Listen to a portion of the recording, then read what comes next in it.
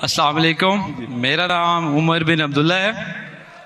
آج چونکہ ٹاپک قرآن پہ تھا اور اس کی آیات کے اوپر تھا، تو میرا سوال شاید کلیئرلی ابھی میں سمجھا نہ سکوں، کیونکہ میرا سوال مسلمانوں کے بارے میں یہ ہے کہ ہمارے پہ کوئی بھی حملہ دہشت گردی کا ہوتا ہے، کسی اداروں پہ، اسکول پہ یا پولیس پہ، تو اس میں قرآن کی ریفرنس ہی دے کے اس کو جہاد کا نام دیا جاتا ہے، اور ہمیں اس نام سے بڑی کنفیوژن پیدا ہو گئی ہے۔ اور چونکہ آج کے دور میں جو نام جہاد کا لینا وہ بڑا مشکل ہو گیا ہے۔ بس یہی سوال ہے۔ بھائی صاحب کا بہت اچھا سوال ہے۔ ہم دیکھتے ہیں کہ دہشت گردی کا حملہ ہوتا ہے کوئی اسکول پہ، کئی بے گناہ کا قتل ہوتا ہے، اور کہا جاتا ہے کہ یہ قرآن میں جہاد ہے۔ اس کا پرابلم کون ہے؟ ہم مسلمان قرآن پڑھتے ہیں لیکن سمجھتے نہیں۔ میرے بیٹے نے تقریر کی تھی کراچی میں، کیا قرآن کو سمجھ کے پڑھنا ضروری ہے؟ اگر ہم قرآن کو سمجھ کے پڑھیں گے اور قرآن کو سمجھیں گے تو کوئی بھی دہشت گرد آپ کو بیوقوف نہیں بنائے گا۔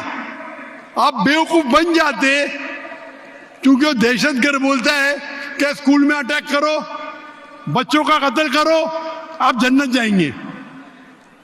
یہ جتنے دہشت گرد ہیں نا، ان کو غیر مسلمان اکثر غیر مسلمان ان کو سپورٹ کرتے، غیر مسلمان سپورٹ کرتے اسلام کو بدنام کرنے کے لیے، ان کو پیسہ دیتے اور قرآن کی آیت کو آؤٹ آف کانٹیکسٹ غلط حوالہ دے کے پیش کرتے۔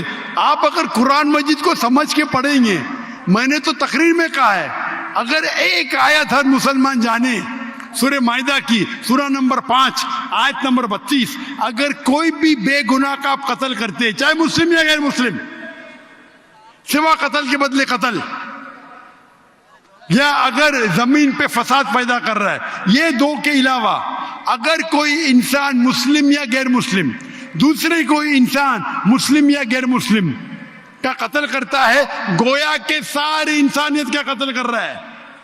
اور اگر ایک انسان دوسرے انسان کا، چاہے مسلم یا غیر مسلم ہو، اس کی جان بچاتا ہے تو گویا کہ ساری انسانیت کی جان بچا رہا ہے۔